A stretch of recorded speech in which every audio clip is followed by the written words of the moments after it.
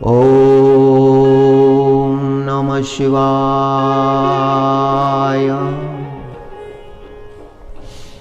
ओम नमः शिवाय।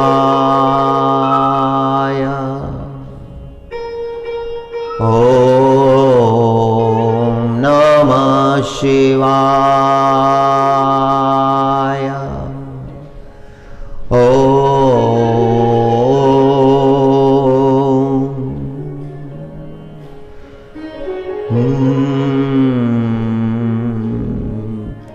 हिरण्यमयेन पात्रेण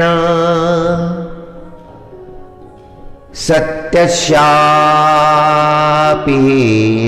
मुखम्। हिरण्यमयेन पात्रेण सत्यस्यापीतं मुखम्। तत्वं पूषण्यपावृणो सत्यधर्माय दृष्टये। अखिल ब्रह्मांड का पोषण करने वाला, अखिल ब्रह्मांड का पोषण करने वाला परमात्मा, दिव्य ज्योति स्वरूप परमात्मा, सत्य स्वरूप सर्वेश्वर,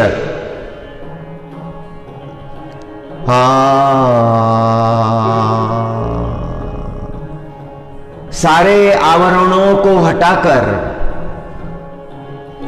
हे नाथ मुझे दर्शन दीजिए।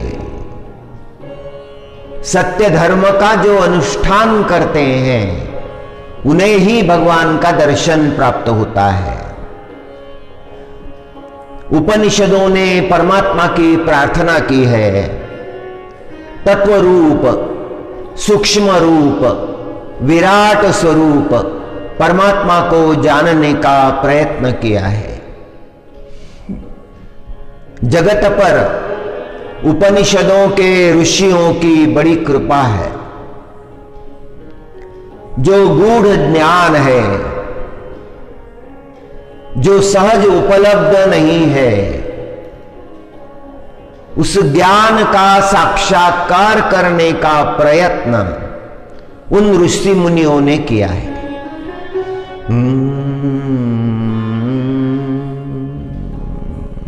वाल्मीकि ऋषि ने भी कहा है,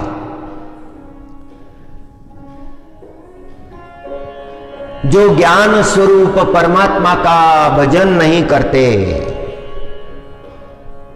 जो ज्ञान स्वरूप राम का स्मरण नहीं करते, वे अविद्या के गहन अंधकार में भटकते रहते हैं।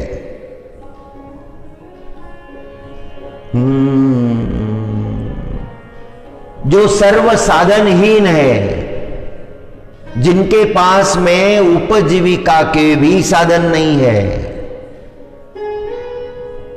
और सर्वथा पराधीन है, दूसरों के अधीन जिन्हें रहना पड़ता है, सर्व प्रकार के पापों से पुष्ट हुए हैं।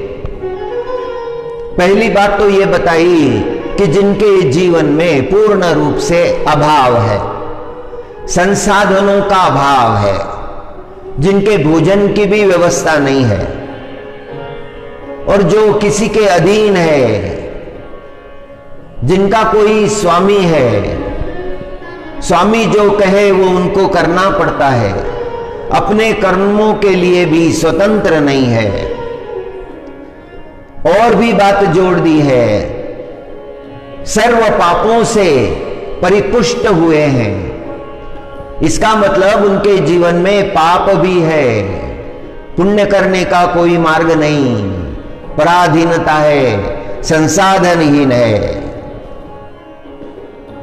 ऐसा व्यक्ति यदि भगवान को शरण जाता है तो परमात्मा उस पर कृपा करते हैं।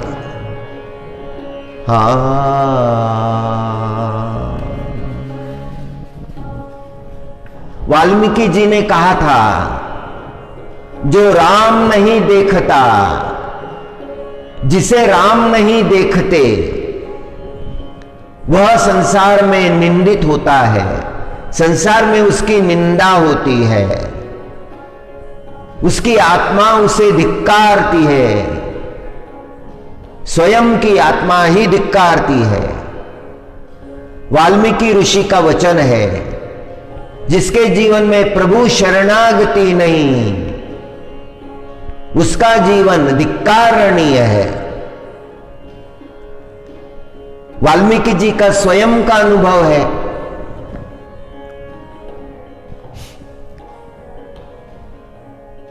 वाल्मीकि जी दस्यु का जीवन व्यतीत कर रहे थे,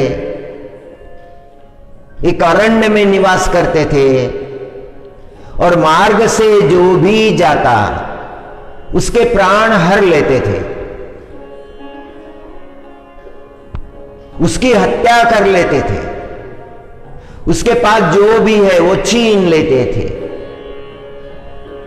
इतना आतंक था वाल्मीकि का। उस वन में कोई जाता नहीं था। उस रास्ते से अगर कोई गुजरे तो आजू बाजू में गांवों में निवास करने वाले लोग उसे समझाते थे, भाई उधर से मत जाना, एक भयंकर दस्यु है वन में,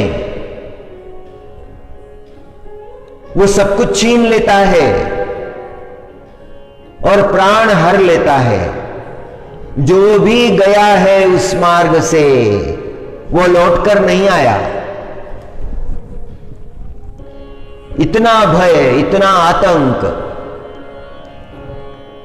जब एक व्यक्ति की हत्या करता था तो एक छोटा सा कंकड़ एक कुंड में डाल देता था। 7 कुंड भर गए थे, इतना पाप। उसकी आंखों का पानी मर गया था, उसका अंतकरण बधिर हो गया था। दया प्रेम का कोई भाव उसके अंतकरण में उपजता नहीं था। उसका जीवन बड़ा भयंकर था। उसे स्वयं को भी उस भयंकर जीवन के बारे में कुछ नहीं लगता था। ऐसी भयंकर अवस्था थी। और एक दिन महान संत, ये बड़ा भक्ति का प्रसंग है, अद्भुत प्रसंग है, आपने सुना होगा, कई बार सुना होगा। इसका मर्म बहुत गहरा है।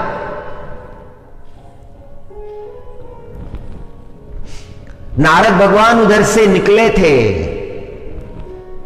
लोगों ने रोक दिया नारद भगवान को कि हे मुनिवर, उधर से मत जाइए, भयंकर दस्यु है वन में, वो आपके प्राण हर लेगा। और नारद भगवान ने कहा, वो क्या करता है? और लोगों ने बताया कि राहगीर के पास जो भी है वह छीन लेता है और प्राण हर लेता है, उसे कुछ ना मिले तो भी प्राण हर लेता है। उसके कर्म बड़े भयंकर है। इतनी हत्याएं की है, इतनी हत्याएं की है। नारद भगवान कहने लगे, फिर तो जरूर जाना चाहिए। किसी ने उसे समझाया नहीं। लोग कहने लगे, उसके आगे कौन बोल सकता है, उसके सामने कोई जाता नहीं। नारद भगवान उस रास्ते से निकले, नाम लेते हुए निकले, और जब वहां पहुंचे जहां पर वाल्मीकि थे, उन्होंने रास्ता रोका, रुक जाओ, कहां जा रहे हो? जो भी अपने पास है मेरे सामने रख दो। नारद भगवान ने कहा कि मेरे पास जो है वो देने के लिए ही मैं आया हूं, मैं तुम्हें देना चाहता हूं। क्या देना चाहते हो? मैं तुम्हें नाम देना चाहता हूं। उसने कहा ये क्या होता है? नारद जी ने कहा भगवान का नाम, राम का नाम लो, वह तुम्हारा कल्याण करेगा। वाल्मीकि हंसने लगे, ये क्या बात कर रहे हो? नाम क्या कर सकता है? कैसे कर सकता है कल्याण? मुझे तो धन की आवश्यकता है। नारद भगवान ने पूछा कितने वर्षों से ये सब कर रहे हो? वाल्मीकि हंसने लगे, वो जो सप्त कुंड थे वो दिखाए, देखो ये 7 कुंड है, ये अभी भर गए हैं। एक व्यक्ति की हत्या करने के बाद में एक छोटा सा कंकड़ मैं उस कुंड में डाल देता हूं और ये 7 कुंड अभी भर रहे हैं।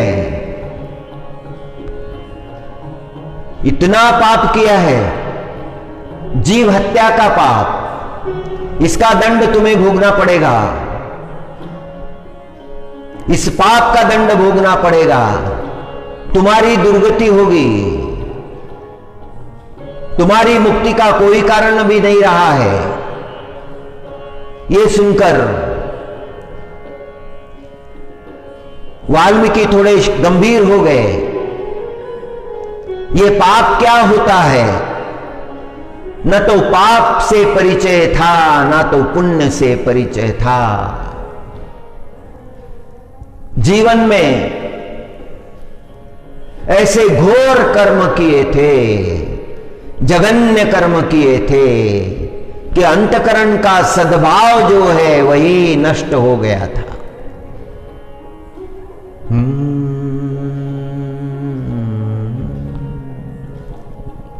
नारद भगवान ने समझाया कि दुष्कर्म ये पापों के कारण बनते हैं और तुम्हारे हाथों से जीव हत्या हुई है, मनुष्य हत्या हुई है, ये भयंकर पाप तुम्हारे सिर चढ़े हैं, मस्तक चढ़े हैं।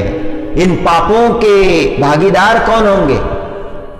ये पाप तुम्हारे हैं, ये तुम्ही को भोगने पड़ेंगे। वाल्मीकि ने कहा यदि मैंने पाप किए हैं तो मैंने तो परिवार के लिए किए हैं, अपनी पत्नी के लिए, अपने पुत्रों के लिए, माता पिता के लिए, परिवार के भरण पोषण के लिए। मेरे पापों को वो सहज ले लेंगे। नारद भगवान ने कहा कोई भी किसी के पाप लेने के लिए तैयार नहीं होता है, जिसके पाप उसी को भोगने पड़ते हैं। तुम जाकर पूछ कर आओ, पत्नी से पूछो, पिता से पूछो, माता से पूछो, पुत्रों से पूछो, वो तुम्हें उत्तर दे देंगे। तब तक मैं यहीं बैठता हूं। वाल्मीकि को विश्वास नहीं हुआ। वाल्मीकि कहने लगे कि तुम भागना चाहते हो, स्वयं को बचाना चाहते हो।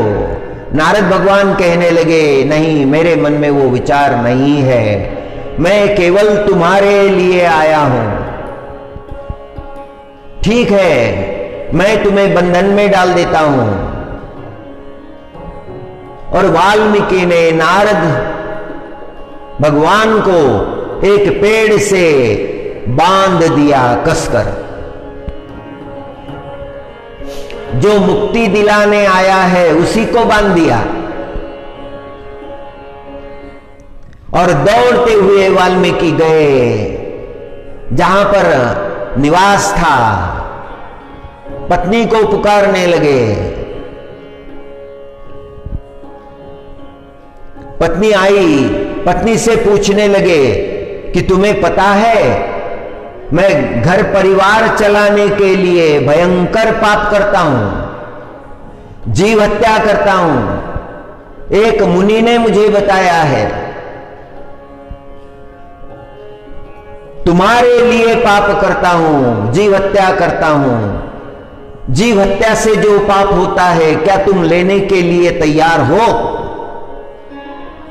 और पत्नी ने उत्तर दिया, नहीं, तुम्हारे पाप मैं कदापि नहीं लूंगी।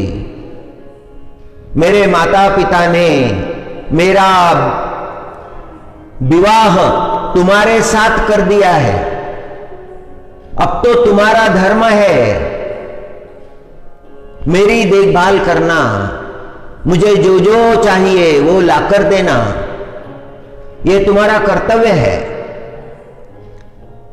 पत्नी धर्म को मैं निभा रही हूं, पति धर्म को तुम निभा रहे हो। तुम कौन से कर्म करते हो मैं नहीं जानती, तुम्हारे कर्मों की भागीदार मैं कदापि नहीं बनूंगी। पत्नी से उत्तर मिला। वाल्मीकि झुक गए।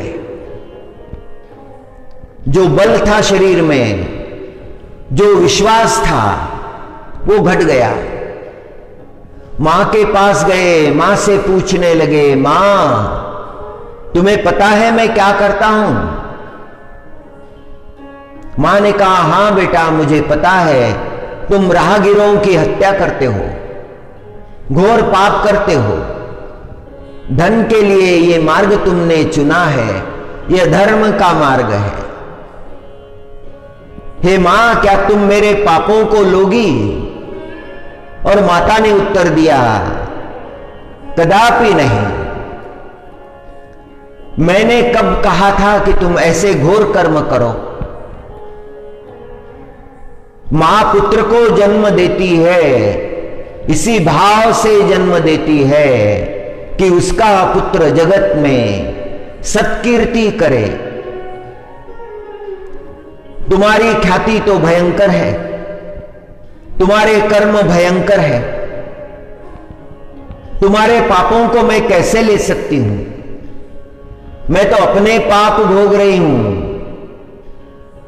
अपने पाप भोगते भोगते मेरी ये अवस्था हो गई है, मैं और पापों को कैसे ले सकती हूं?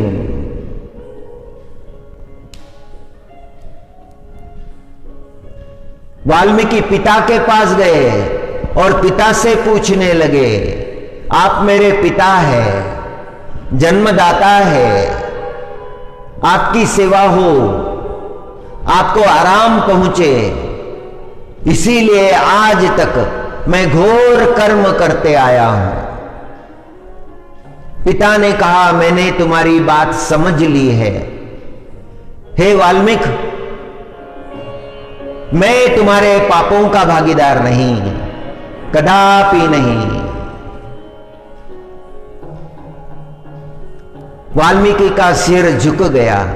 पुत्रों ने पहले ही उत्तर दे दिया, पिताजी आपके कर्म अकर्म हम नहीं जानते, हम आपके पापों को नहीं लेंगे।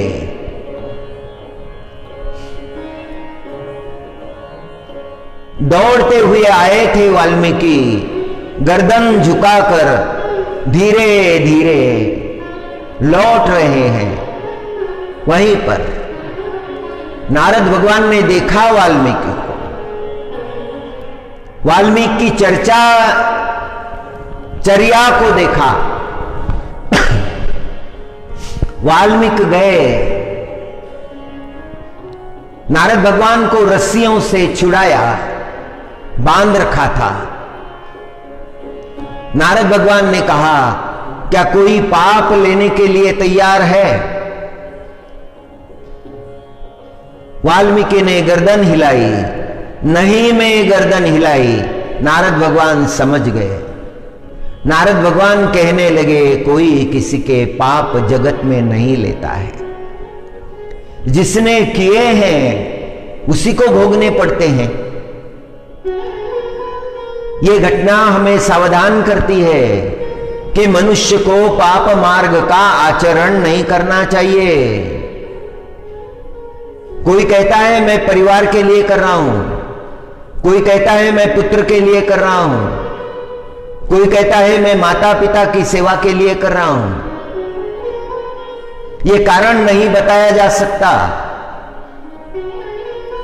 जो भी पाप कर्म मनुष्य के हाथ से होते हैं उसे वो भोगने ही पड़ते हैं। नाना प्रकार की भयंकर योनि में उसे जाना पड़ता है, वो योनियां भोगनी पड़ती है। वाल्मीकि को पश्चाताप होने लगा, नारद भगवान के चरणों में झुक गया। नारद भगवान से कहने लगा कि मुनिवर, मेरी मुक्ति का कोई मार्ग है? नारद भगवान ने कहा कि हे वाल्मीकि, मार्ग है, यदि तुम उसका पालन करो। वाल्मीकि को पश्चाताप हो गया है। वाल्मीकि ने कहा, आप जो भी आज्ञा करेंगे उसका पालन मैं करूंगा। ठीक है, यहां पर बैठो, इस वृक्ष के नीचे बैठो, मैं तुम्हें नाम देता हूं, उसे ग्रहण करो। और वाल्मीकि ने हाथ आगे बढ़ाए, अंजुली आगे की, और नारद भगवान ने नाम दिया, तुम राम नाम का जप करो। इतना संस्कारहीन था वाल्मीकि कि राम शब्द का उच्चारण भी नहीं कर सकता था। उसकी वाणी पर नाम का संस्कार नहीं था, उसकी दृष्टि पर परमात्मा का संस्कार नहीं था, उसके श्रवण पर भगवान नाम का संस्कार नहीं था।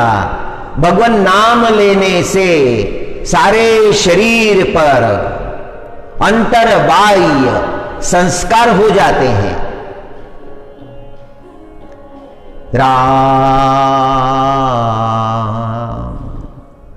राम सुनने से श्रवण पर संस्कार हो गए, वाणी पर कहने से संस्कार हो गए, और सतत अखंड राम राम राम राम राम अंतर्बाह्य संस्कार हो जाते हैं। जिस घर में राम प्रभु का नाम है, उस वास्तु पर भी नाम के संस्कार हो जाते हैं। जहां पर प्रभु नाम का उच्चारण है, वो परिसर पावन हो जाता है। पंच महाभूतों पर नाम के संस्कार हो जाते हैं। भूमि, आकाश, वायु, जल, अग्नि, सभी पर इतना प्रभाव होता है।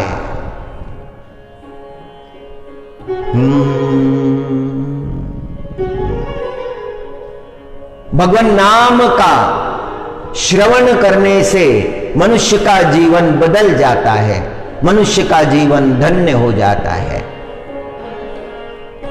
नाम दिया वाल्मीकि को, वाल्मीकि वहीं बैठ गए और नाम का उच्चारण करने लगे। इतने तल्लीन हो गए, सुध बुध नहीं रही, न भूख न प्यास, न दिन न रात, अखंड नाम, अखंड नाम। राम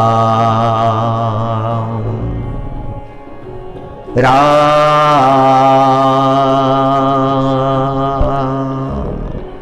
कई वर्ष बीत गए,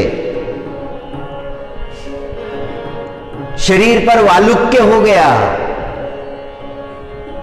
सारा शरीर वालुक्य से ढक गया। सुध लेने नारद भगवान फिर आए, उसी स्थान पर आए नारद भगवान। वालुक्य के भीतर से स्वर सुनाई दे रहे थे, शांत स्वर, राम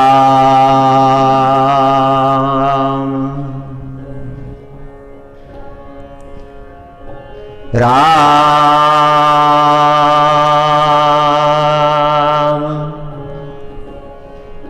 राम।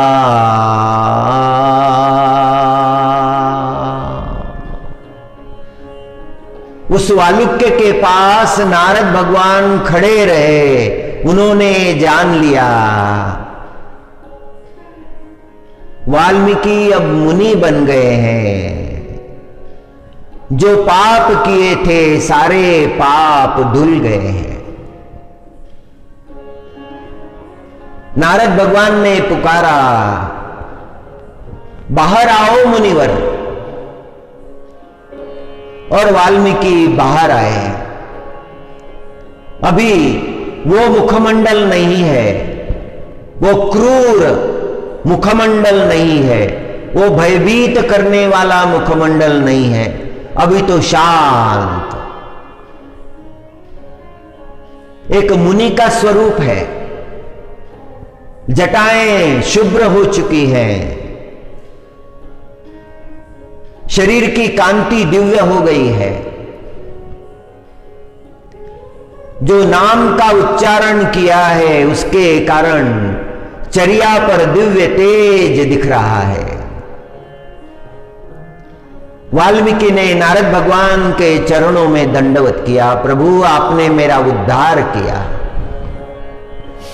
भयंकर कर्म में मैं डूब गया था, जघन्य कर्म कर रहा था, आपने मेरा उद्धार कर दिया।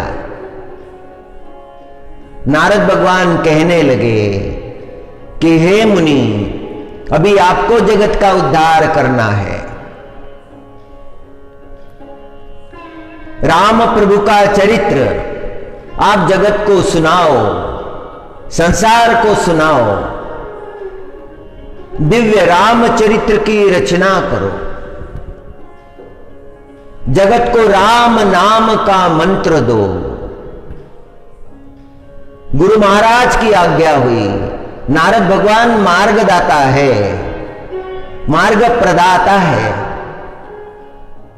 जिस वाल्मीकि को राम कहना नहीं आता था, उसे इतना बड़ा अधिकार प्राप्त हो गया। राम प्रभु का चरित्र होने के पहले ही उन्हें वो दिखने लगा और वाल्मीकि रामचरित्र लिखने लगे, रामायण लिखने लगे। ये त्रेता युग का प्रसंग है। वाल्मीकि ऋषि की वाणी, वाल्मीकि मुनि की वाणी, जिसमें वेद है, जिसमें उपनिषद है, सार का सार है, तत्व का तत्व है, ज्ञान का ज्ञान है, दिव्यवाणी है। जीव तो यही प्रार्थना करता है कि हे परमात्मा,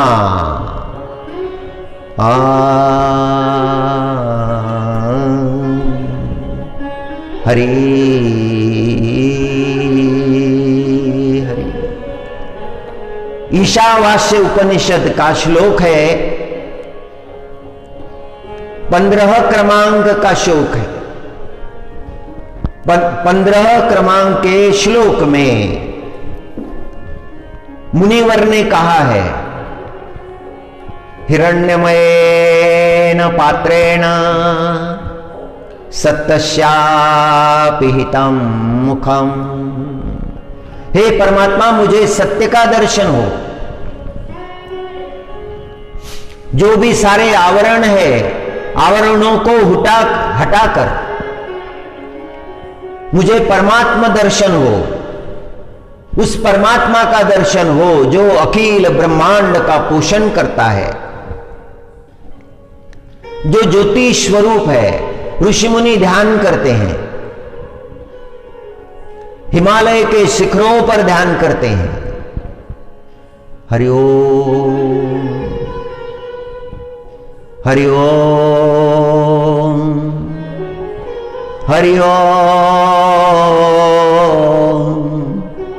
हरि ओम। हरि नाम का उच्चारण करते हैं। अनंत नाम है उस परमात्मा के। उस परमात्मा को नारायण कहते हैं, उस परमात्मा को शिव नारायण कहते हैं। वह परमात्मा राम नारायण है, वह परमात्मा कृष्ण नारायण है।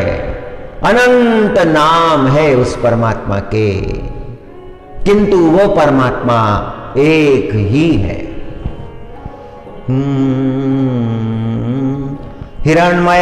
हिरण्मयेन पात्रेण सत्यस्या पीतं मुखम तत्वं पूषण्ण प्रावृणु सत्यधर्माय दृष्टये। सत्य का मुझे दर्शन हो, धर्म का मुझे दर्शन हो।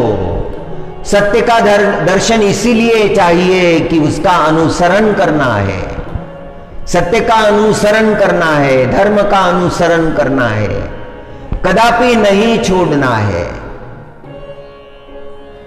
ये कल्याण मार्ग है। इस मार्ग से जाने से जीव का कल्याण होता है। तत्व तो है लेकिन खुला नहीं है, आवृत्त है। तत्वम पूषण्ण पावृणो सत्य धर्माय दृष्टये। जो आवरणों से आवृत्त है उसे मुझे दिखाइए, मुझे दर्शन कराइए। शरणागति परमात्मा के चरणों में, उनकी कृपा चाहिए। वाल्मीकि पर पहले तो नारद कृपा हुई और नारद कृपा के बाद में फिर परमात्मा की कृपा हुई। राम अवतार के पहले ही वाल्मीकि जी ने रामायण की रचना की।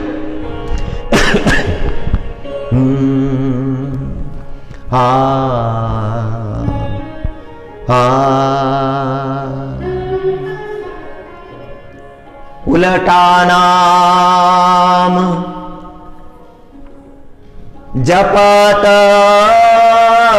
जगु जाना।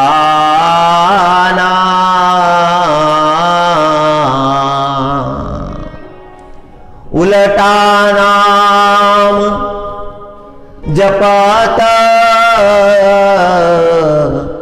जगु जाना।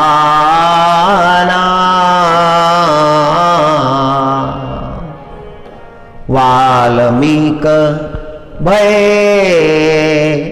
ब्रह्म समाना।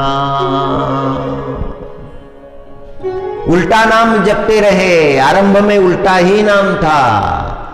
जप करते करते करते सीधा हो गया। मरा मरा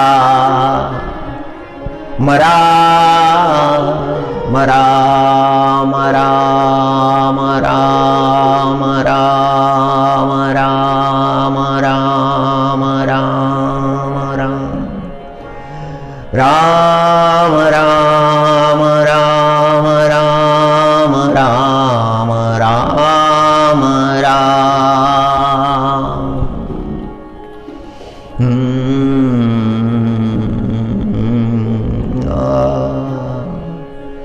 आ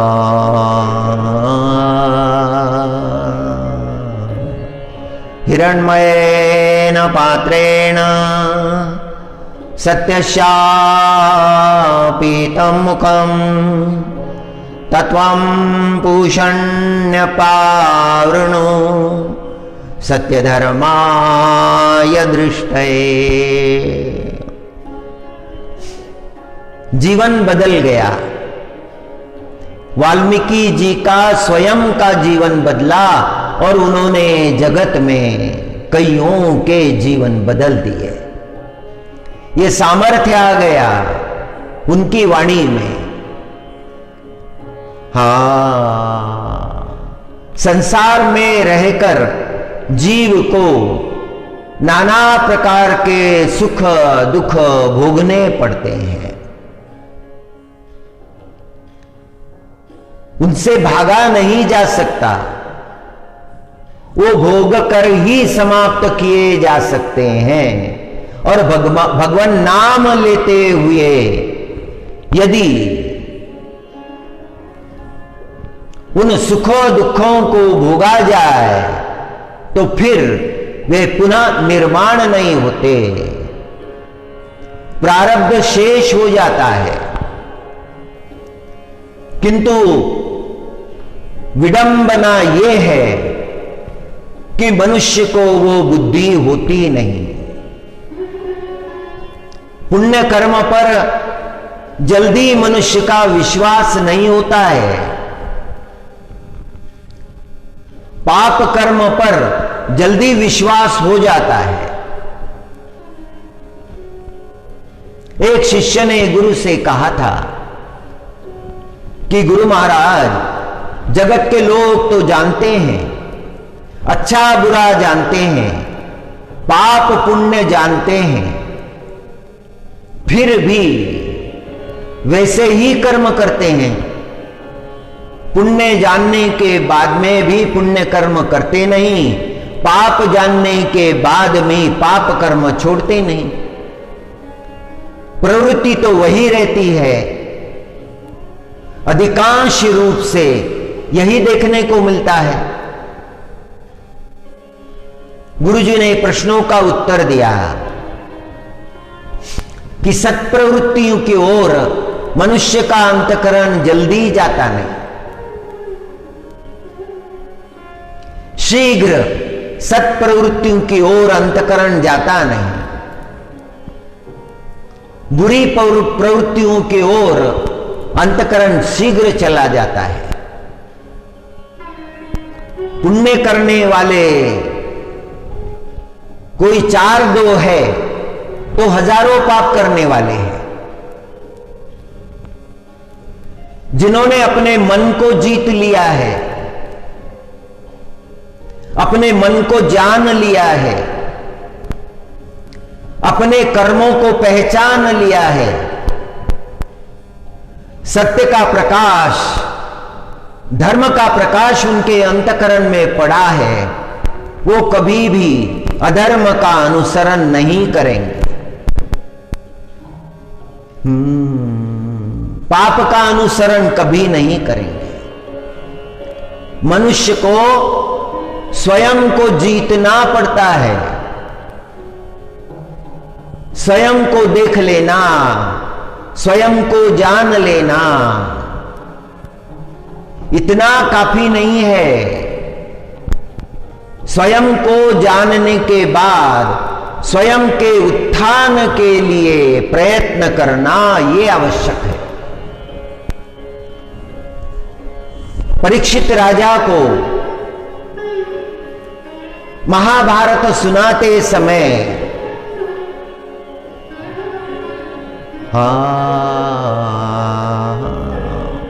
बड़े सुंदर प्रसंग आए हैं।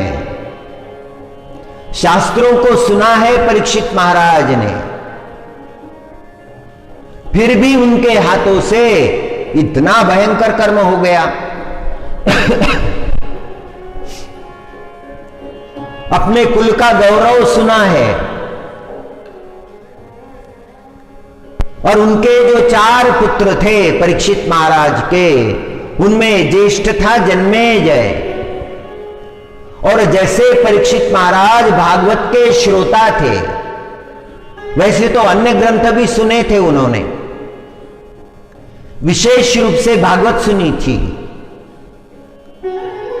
और वो मुक्त हो गए। उनका श्रवण जो था वो एकाग्र श्रवण था, मन प्राण एक करके सुन रहे थे। इसीलिए भागवत श्रवणान मुक्ति, श्रवण मात्र से मुक्त हो गए।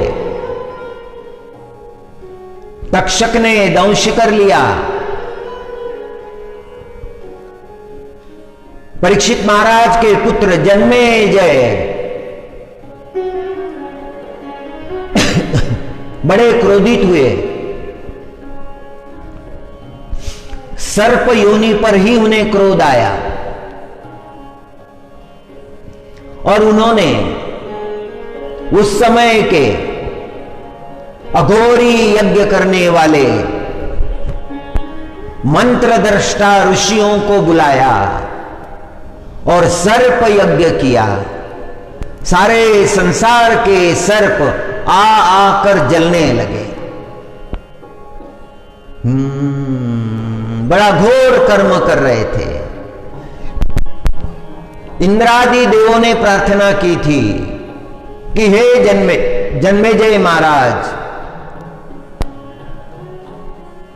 आप ये घोर कर्म बंद कर दीजिए। जन्मेजय नहीं माने। व्यासो नारायण भगवान ने उपदेश किया कि तुम्हारे हाथों से जो कर्म हो रहा है वो बड़ा भयंकर है, तुमसे पाप हो गया है। इस पाप का तुम्हें प्रक्षालन करना चाहिए। और तब जन्मेजय ने उस कर्म से परावृत्त होकर व्यासो नारायण भगवान के चरणों में वंदना की, उपाय क्या है। और व्यासो नारायण भगवान ने कहा कि जाओ एकांत में वैशंपायन ऋषि से महाभारत सुनो। जन्मेजय महाभारत के श्रोता है।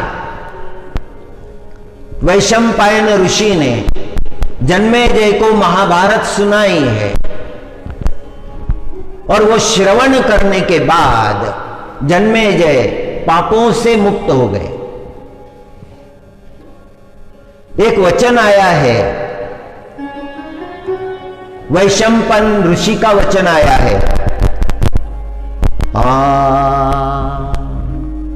बड़ा सुंदर वचन है। अंतो नास्ति पिपासया संतोष ही परमं सुखम तस्मात् संतोषमेवेह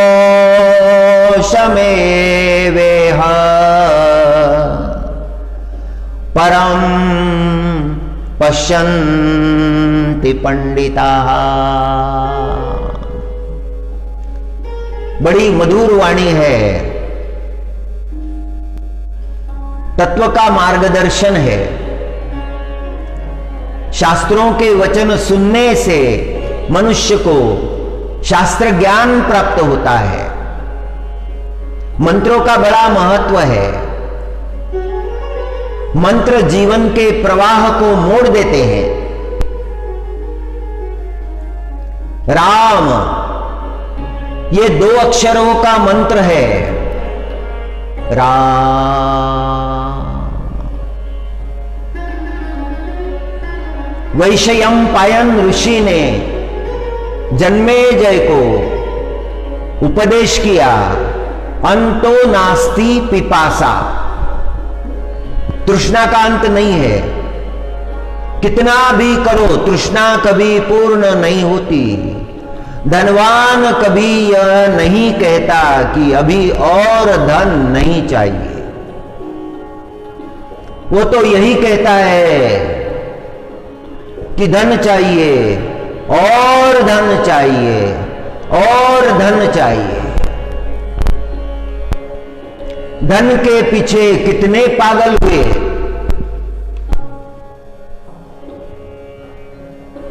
धन के कारण उन्होंने मंदिरों को लूटा है, उन्होंने हत्याएं की है, अपनों को ही मारा है। और वो धन जो है वो जहां रहते थे वहीं गाड़ कर रख दिया और मर गए। पापों की गठरी लेकर इस दुनिया से विदा हुए। वो धन काम नहीं आया, किसी के काम नहीं आया है और किसी के काम नहीं आएगा, ये शाश्वत सत्य है। इसीलिए वैशयंपायन ऋषि ने जन्मे जैसे कहा है, अंतो नास्ति पिपासा। प्यास जो है, तृष्णा जो है, उसका अंत नहीं है, वो कभी भी पूर्ण नहीं होती, कभी भी शांत नहीं होती। धन के पीछे जो पागल है, कितना भी धन मिले वो शांत नहीं हो सकता। भोगों के पीछे जो आसक्त है, जो भोगासक्त है, वो कितना भी भोग प्राप्त करे वो तृप्त नहीं हो सकता। भोगों से तृप्ति नहीं होती। कितना भी धन प्राप्त करो, धनेशना पूर्ण नहीं होती।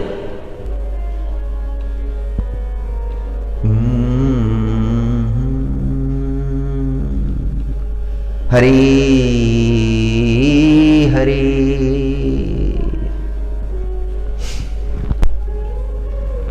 जन्मेजय महाराज के कुल में कई पीढ़ियों के पहले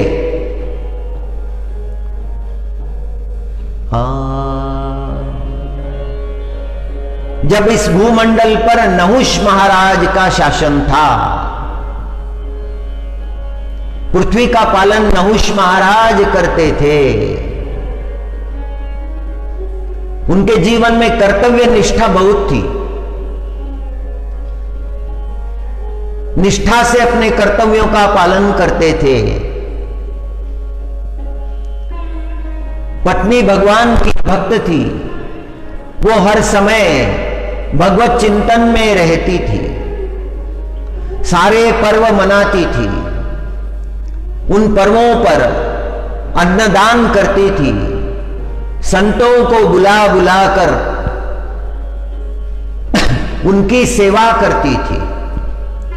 सारे जीवन उसने वो सेवा की थी, उसके पुण्य बहुत बढ़ गए। पत्नी के पुण्य इतने बड़े कि उसका लाभ पति को मिल गया। इंद्र के हाथों से अपराध हुआ, गुरु अपराध हुआ, ब्रह्म हत्या इंद्र के पीछे लगी। उस भयंकर कर्म के कारण, गुरु अपराध के कारण इंद्र का सिंहासन चला गया। अब उस सिंहासन पर बैठने वाला कोई नहीं है। देव चिंता में पड़ गए, अब क्या करें। इंद्र तो ब्रह्म हत्याग्रस्त हो गए हैं, वो योग्य नहीं रहे, इंद्रासन के लिए योग्य नहीं है। अब क्या उपाय करें, सिंहासन को खाली नहीं रख सकते। और ब्रह्मा जी ने देवों से कहा कि पृथ्वी पर जाइए। पृथ्वी पर मनुष्य रूप में नहुष महाराज है, नहुष नाम के राजा। उनके कर्मों के कारण, उनकी कर्तव्य निष्ठा के कारण और उनकी पत्नी के पुण्यों के कारण आज जगत में वो वंदनीय हो गए हैं। उन्हें जाकर ले आइए, स्वर्ग का राज्य उन्हें सौंप दीजिए। और सारे देव पृथ्वी पर आए, नहुष महाराज के दरबार में हाथ जोड़कर खड़े हो गए। हे नहुष महाराज, आपके लिए ब्रह्म भगवान से आज्ञा है कि आप इंद्र का आसन स्वीकार करें। नहुष महाराज ने इनकार कर दिया, मैं पृथ्वी का राजा हूं, मैं देवों की रीति को नहीं जानता हूं और मैं सर्वथा इंद्र होने के लिए स्वयं को अयोग्य मानता हूं। इनकार कर दिया। इतने पुण्य मैं कहां से लाऊंगा? देवों ने कहा, ऋषियों ने कहा, आप जिसके तरफ दृष्टि डालेंगे उसके पुण्य आपको मिल जाएंगे। और यह बात सुनकर नहुष राजी हो गए। पालकी में बिठाकर नहुष को ले जाने लगे स्वर्गलोक। रास्ते में जो जो ऋषि दिखे उनकी तरफ नहुष ने देखा, उनके सारे पुण्य मिल गए, रूप बदल गया। स्वर्ग में आए नहुष महाराज, आसन पर बैठे। आसन पर बैठते ही अंतकरण में दुर्भाव निर्माण हुआ। दुर्भाव आने में देर नहीं लगती। कभी भी मनुष्य ने ऐसा नहीं सोचना चाहिए कि मैं अभी दुर्भाव से मुक्त हो गया, अभी मेरे अंतकरण में दुर्भाव नहीं जागेगा। कब जागे कौन कह सकता है। आसन पर बैठते ही अंतकरण में दुर्भाव आ गया। गलत वस्तु का संग होने से अंतकरण में भाव बिगड़ जाता है।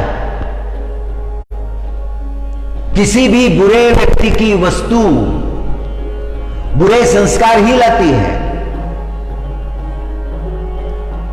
नहुष के अंतकरण का भाव बदल गया। देवों को पूछा, इस सिंहासन पर कौन कौन बैठता था? उन्होंने उत्तर दिया, यहां पर देवों के राजा इंद्र बैठते थे। क्या अकेले बैठते थे? देवों ने कहा, नहीं, अकेले नहीं, साथ में उनकी पत्नी शची देवी भी बैठती थी। इंद्र कहां है? इंद्र तो चले गए हैं। सुना है कि मानस सरोवर के भीतर वो तपश्चर्या कर रहे हैं। इंद्र तपलीन है। ब्रह्म हत्या सरोवर के किनारे खड़ी है। जैसे इंद्र बाहर आएंगे, ब्रह्म हत्या उन पर आक्रमण कर देगी। महारानी कहां है? इंद्र पत्नी कहां है? वो अपने महल में है। जाओ, उन्हें ले आओ, उन्हें कहो हमारी आज्ञा है। यह भयंकर आदेश दे दिया नहुष ने, अधर्म का आदेश दे दिया। देव आए, शची देवी से कहने लगे, नहुष की आज्ञा निवेदन की। शची देवी घबराई, दौड़कर गुरु महाराज बृहस्पति के चरणों में गिर पड़ी। बृहस्पति महाराज से कहने लगी, प्रभु, स्वर्गाधीश नहुष ने आते ही बड़ी भयंकर आज्ञा की है। मैं उनके साथ कैसे बैठ सकती हूं? आपने मुझे आशीर्वाद दिया है, सती भव। मैं उसके साथ नहीं बैठ सकती। उस राजा के अंतकरण में अभी पाप निर्माण हुआ है। अब मेरा क्या होगा? बृहस्पति ऋषि ने कहा कि ठीक है, तुम संदेश भेजो कि तुम बैठने के लिए तैयार हो।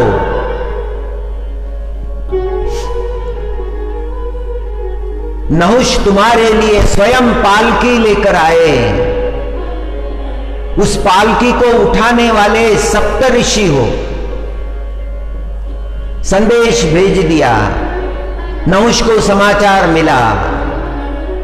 सप्तर्षियों का स्मरण किया नहुष ने। सप्तर्षि उपस्थित हुए, उन्हें आज्ञा की, जाओ पालकी लेकर जाओ, शची को ले आओ, वो मेरे साथ इंद्रासन पर बैठेगी। अब तो इंद्र मैं हूं, मैं भी तुम्हारे साथ चलता हूं, आगे आगे। और नहुष निकल गए। ये बड़ा भयंकर कर्म है, विकृत कर्म है। परस्त्री की ओर पाप दृष्टि डाली है नहुष ने, और यह अधपतन कराने वाला कर्म है। शची देवी ने बृहस्पति ऋषि से पूछा, अब क्या करूं? बृहस्पति ऋषि ने कहा कि पालकी में बैठ जाओ, उसका अंत अपने आप हो जाएगा। शची देवी पालकी में बैठ गई। सप्तर्षि पालकी लेकर आने लगे। शची देवी ने प्रार्थना की, ब्रह्मर्षि भृगु जाकर एक ऋषि की जटा में बैठ गए। पालकी धीरे धीरे धीरे धीरे चल रही है।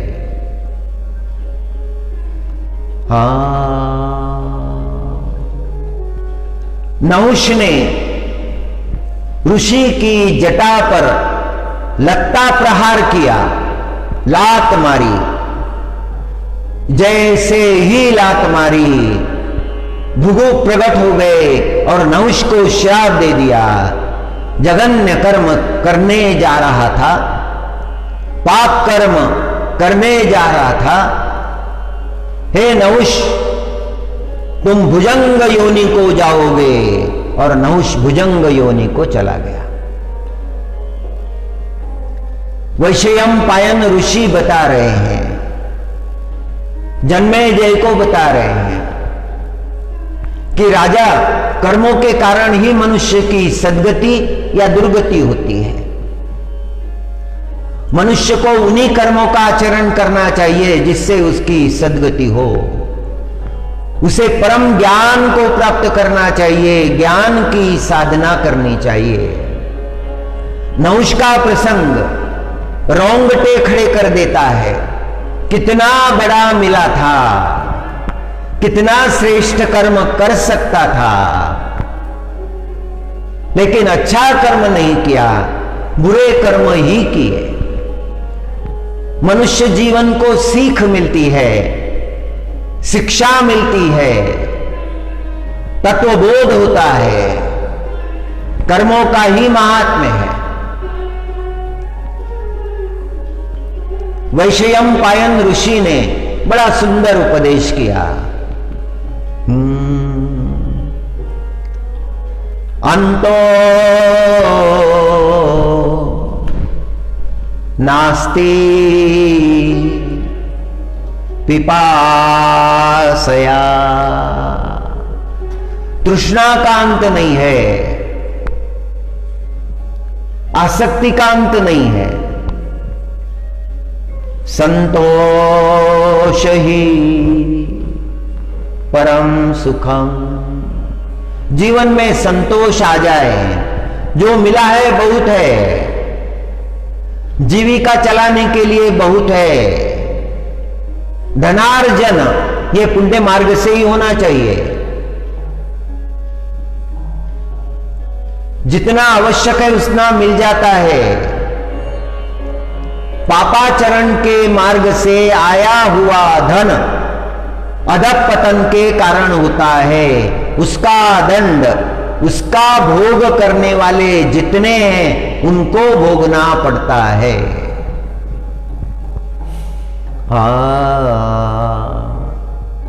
तस्मात् संतोषमेवेह परम पश्यन्ति पंडिताः। और संसार के जो पंडित है, ज्ञानी है, वो ये विचार करते हैं कि संतोष में सुख है।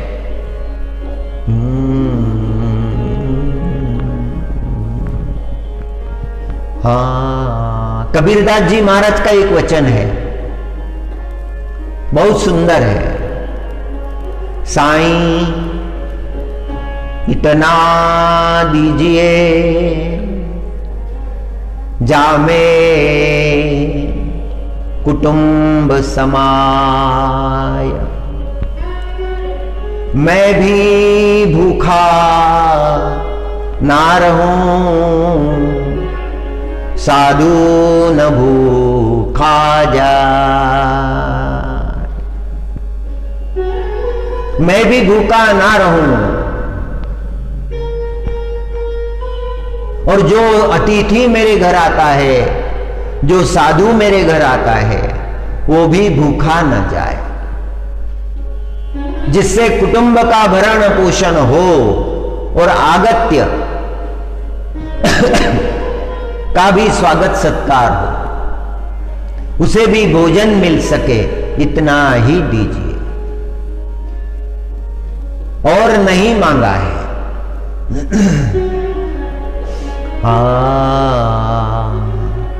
पानी बाढ़े नाव में, घर में बाढ़े दाम, दोनों हाथ उलीचिए, यही सयानों का। धनेशना के बारे में कबीरदास जी महाराज ने बड़ा सुंदर उत्तर दिया है। पानी बाढ़े नाव में अगर पानी बढ़ने लगे तो मांझी उस पानी को निकाल कर बाहर फेंकता है, नाव में पानी बढ़ने नहीं देता। यदि नाव में पानी बढ़े तो नाव डूब जाती है। प्रमाण बड़ा सुंदर है। पानी बाढ़े नाव में, घर में बाढ़े दाम, दोनों हाथ उलीचिए, यही सयानों का। दोनों हाथों से उस पानी को जैसे नाव से निकाल देते हैं, वैसे ही वो धन भी है जो घर में बढ़ गया है। धन का बढ़ना विपत्तियों का निमंत्रण है। धन बढ़ गया कि भाव बदल जाते हैं। धन आने से पहले तो अंतकरण में अविश्वास आ जाता है, विश्वास नहीं रहता किसी पर। धनी यही सोचता है, क्या परिवार के लोग धोखा तो नहीं दे देंगे, पत्नी तो विश्वासघात नहीं करेगी, भाई तो विश्वासघात नहीं करेगा, पुत्र तो विश्वासघात नहीं करेगा, नौकर जो है उसके मन में क्या है किसे पता है। अविश्वास आ गया, अनेकों दोष आ जाते हैं, सभी दोष आ जाते हैं। अशांति का कारण हो गया धन। धन आए तो सुख आना चाहिए, शांति आनी चाहिए, समाधान आना चाहिए, तृप्ति आनी चाहिए, ये सब आना चाहिए, लेकिन वह नहीं आता है।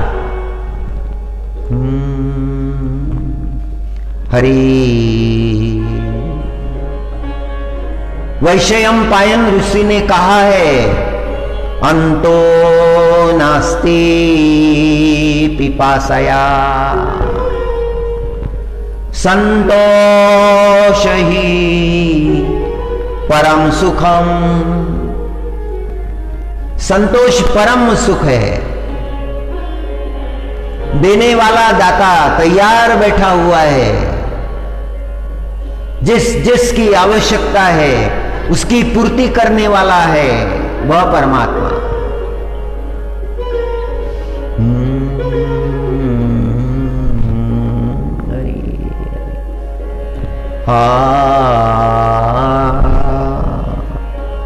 हरि जो मनुष्य स्वयं असंतुष्ट है वो किसी को भी संतुष्ट नहीं कर सकता।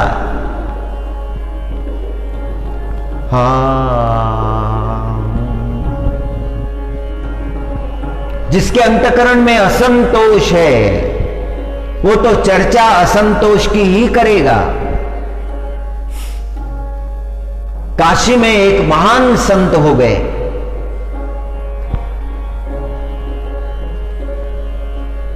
कुछ महीनों पहले उनकी चर्चा की थी। गंगा की तट पर बैठे रहते थे, दिन भर बैठे रहते थे, शिव नाम का जप करते थे। ओम नमः शिवाय, ओम नमः शिवाय। दिन भर उन्हें समाधि लगी रहती थी और काशी के निवासियों ने उन्हें कई बार देखा था, कई वर्षों से देखा था। जो भी गंगा स्नान करने के लिए जाता, गंगा जी का जल एक लोटा भर लेकर आता और उनके सिर पर अभिषेक करता। ओम नमः शिवाय। पुष्प दल चढ़ाता, बिल्व दल चढ़ाता, उनके चरणों में वंदन करता। एक बार एक दादाजी अपने पोते को लेकर गंगा स्नान करने गए। उन्होंने गंगा स्नान किया, पोते ने भी गंगा स्नान किया। किनारे पर आए, एक लोटा भर गंगा जल लेकर आए और वो जल महात्मा जी के मस्तक पर चढ़ाया। ओम नमः शिवाय। पोते ने पूछा, दादाजी ये महात्मा जी कौन है? और दादाजी ने कहा कि बेटा ये तेलंग स्वामी है, ये शिव स्वरूप हो गए हैं। उनकी ओर देखो, उनका दर्शन करो। मेरे दादाजी अपने पोते को लेकर आए थे और उन्होंने इस स्वामी जी का पूजन किया था और स्वामी जी ने मेरे दादाजी के मस्तक पर हाथ रखा था। हमारे कुल पर इनकी कृपा है, इस संत की कृपा है हमारे कुल पर। ये शिव स्वरूप हो गए हैं, इन्हें कौन नहीं जानता। 280 साल की उम्र तक महात्मा जी इस जगत में रहे। गंगा जी के तट पर समाधि लगाए बैठते थे और जब उन्हें लगता था कि नहीं अभी एकांत में समाधि लगानी चाहिए तो गंगा जी में कूद जाते थे और गंगा जी के जल में समाधि में निमग्न रहते थे। कई भक्तों ने उनको देखा है, उनकी चर्चाएं हुई है।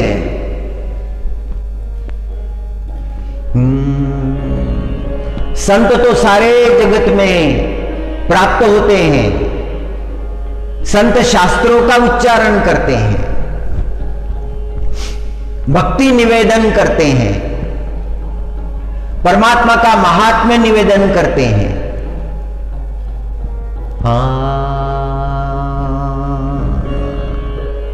वेदों ने वही उद्घोष किया है,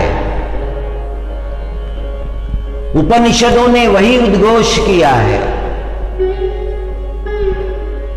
जगत के बड़े बड़े महात्मा, बड़े बड़े विचारक उपनिषदों से शिक्षा ग्रहण करते हैं।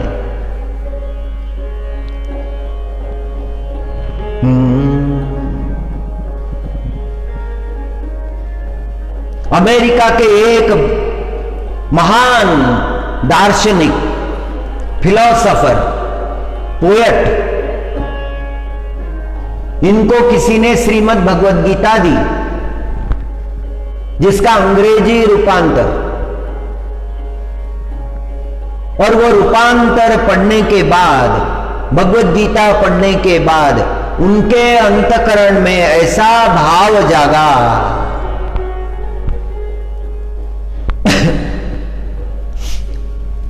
उपनिषद शास्त्र जानने का संकल्प उन्होंने कर लिया।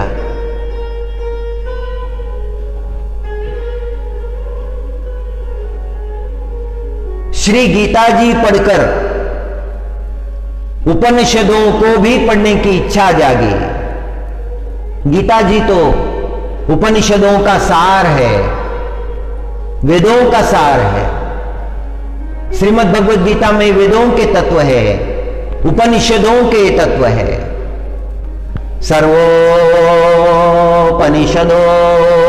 गाओ दुग्धा गोपाल नंदना पार्थो वत्स सुधीर भोक्ता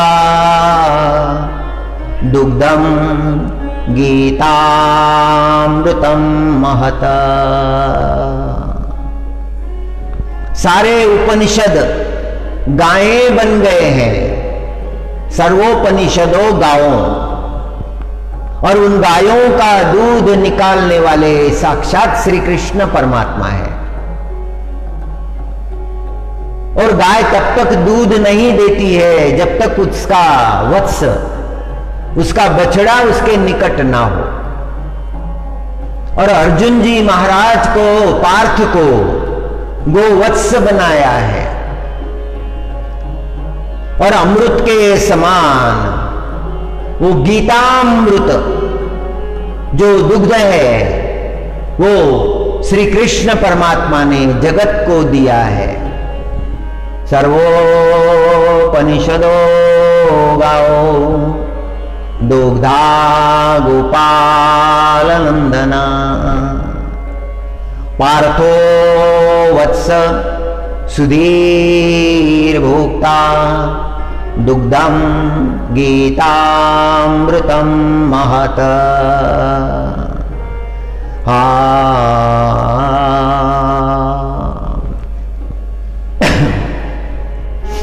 प्रत्यक्ष परब्रह्म को प्रकट करने वाली विद्या उपनिषद है।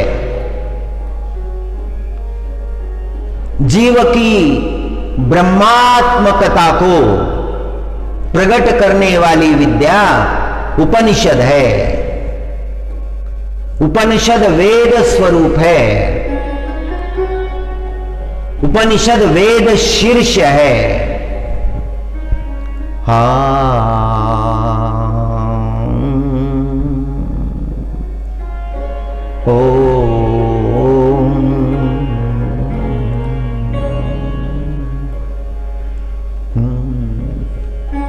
विश्व के समस्त मानव समाज को दिव्य चेतना, दिव्य ज्ञान, आध्यात्मिक ज्ञान देने का श्रेय उपनिषदों को जाता है। अमेरिकन कवि राल्फ वाल्डो इमर्सन, इन्होंने ग्रंथ लिखे हैं। उन ग्रंथों में उपनिषदों का संदेश दिया है। एक वचन बड़ा उनका प्रसिद्ध है, insist on your self, never imitate, go deep into yourself and discover। अपनी आत्मा के भीतर जाओ, अपने अंतकरण में खोजो, किसी अन्य का अनुकरण मत करो। Don't imitate, imitation is not a truth. सत्य की खोज करो और वो अपने अंतकरण में, अपने भीतर तुम्हें प्राप्त होगा। Self inquiry is very important. Knowing the self, स्वयं को जान लेना बड़े महत्व का है। Today Shankar is 71 years old. Now he is crossing 71. But how he was when he was at the age of 5? जब 5 साल का था तो कैसे था? Is he the same?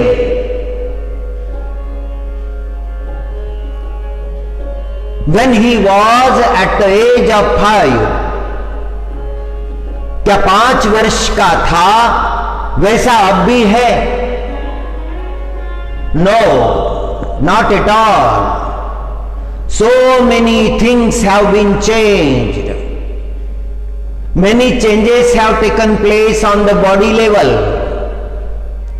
Many changes have taken place on the thinking level. His thoughts are not same. His body has also changed. Many things have been changed as the time passed, as he grew. But there is something which is unchanged, which never changes. As the time passes, that is not changes. Something is constant, which is unchanged. What is that unchanged? He has to go deeper. He has to find himself. He has to know himself. Is he the same or is he not? अपनी खोज करनी पड़ेगी, self inquiry करनी पड़ेगी।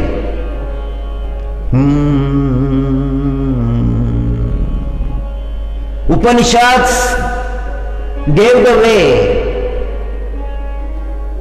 उपनिषदों ने मार्ग दिखाया है, the way of आत्मज्ञाना, acquiring the आत्मज्ञाना,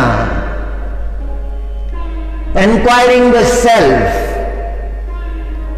until the man achieves आत्मज्ञाना.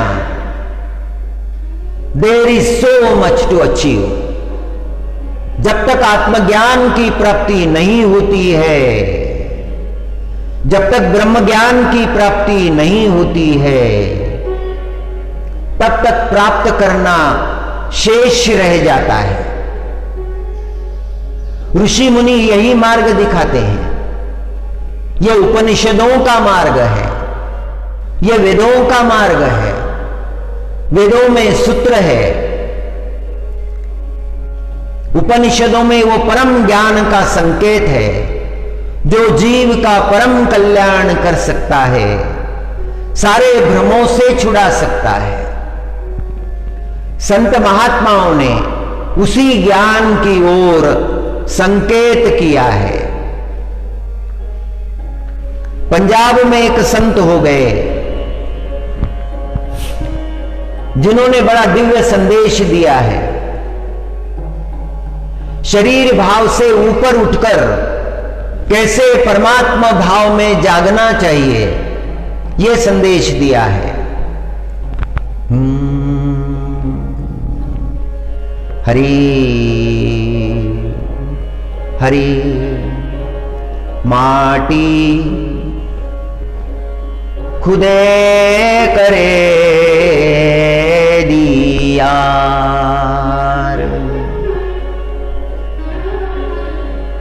माटी जोड़ा माटी घोड़ा, माटी दा असवार, माटी जोड़ा माटी घोड़ा, माटी दा असवार। माटी माटी नू मारण लागी, माटी दे हथियार। जिस माटी पर बहुती माटी, तिस माटी हंकार। माटी बाग बगीचा माटी, माटी बाग बगीचा माटी, माटी दी गुलजार। माटी माटी नू देखन आई, है माटी दी बहार। हंस खेल फिर माटी होई, पौड़ी पांव पसार।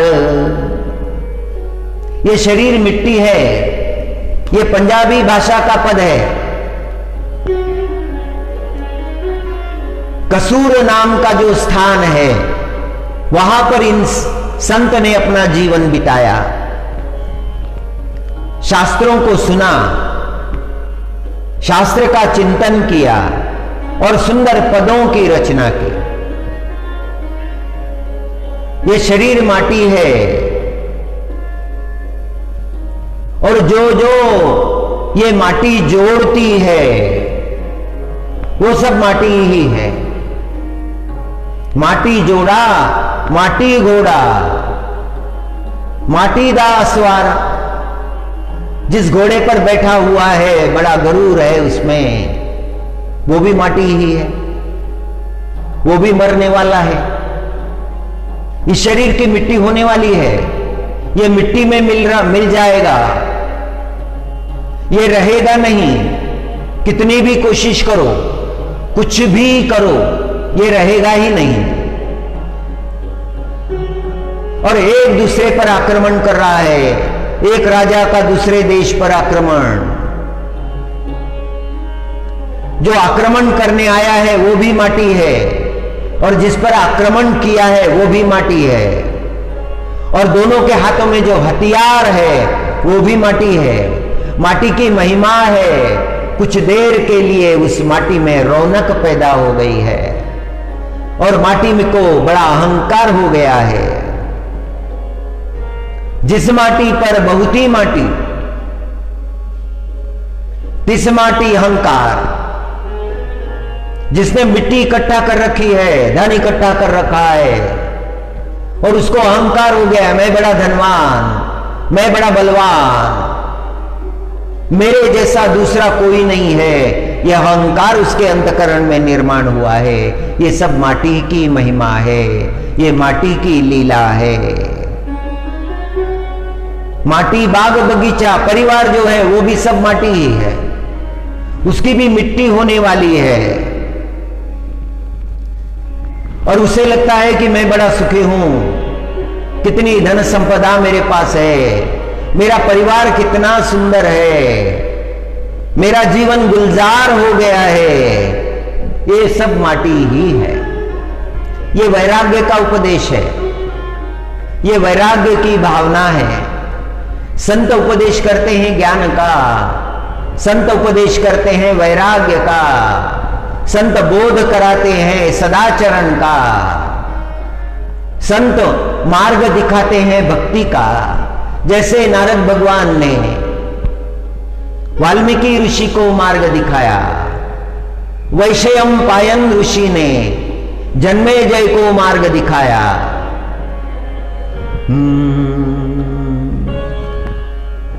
माटी माटी नो देखन आई, है माटी दी बहार। बच्चे का जन्म होने के बाद में लोग देखने के लिए आते हैं, बधाई देते हैं, कितना सुंदर बालक, कितने सुंदर बालक ने जन्म लिया है, बड़े प्रसन्न हो जाते हैं। और स्वामी जी महाराज कहते हैं कि ये बाहर तो कुछ समय की है, ये हमेशा के लिए नहीं है। जीव जगत में आता है, हंसता है, खेलता है, नाना प्रकार के कर्म करता है और एक दिन शांत हो जाता है, चले गए। परिजन रोने लगते हैं, चले गए चले गए। सब माटी की महिमा है, मिट्टी है। संत ने ये जान लिया ये वैराग्य का उपदेश है। इस माटी पर बहुत भरोसा नहीं करना चाहिए। इसका जो महात्म्य प्रकट हुआ है, इसकी चमक दमक रौनक जो प्रकट हुई है, ये हमेशा के लिए नहीं है। ये जानकर, तत्व को जानकर अपने जीवन को धन्य बना लेना चाहिए। ये दिव्य उपदेश है।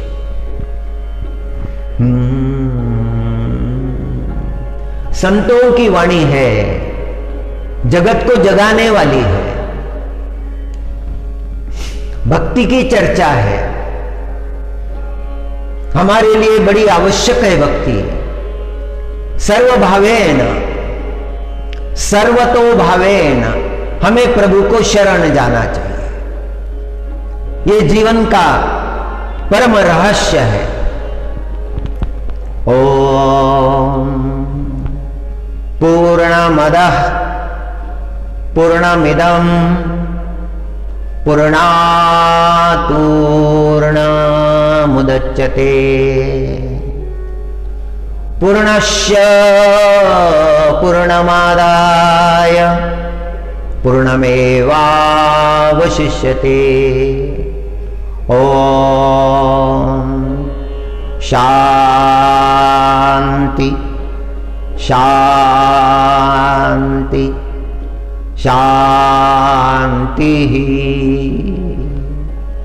हरि शरणं हरि शरणं हरि शरणं। जय हरि शरणं